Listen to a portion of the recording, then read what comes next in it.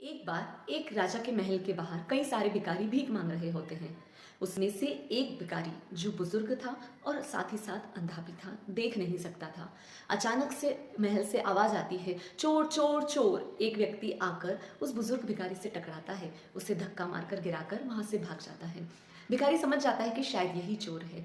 महल से कुछ सिपाही भागते हुए आते हैं और उससे कहते हैं, क्यों बूढ़े, यहाँ से किसी को जाते हुए देखा?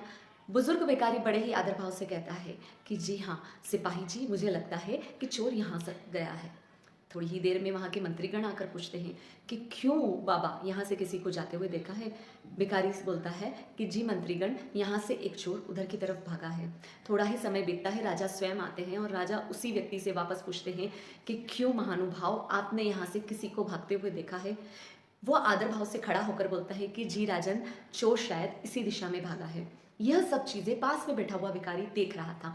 उसने बड़े ही आश्चर्यचकित होकर पूछा कि बाबा, आप तो देख नहीं सकते हैं, तो आपने कैसे जाना कि चोर कौन है, सिपाही कौन है और राजा कौन है?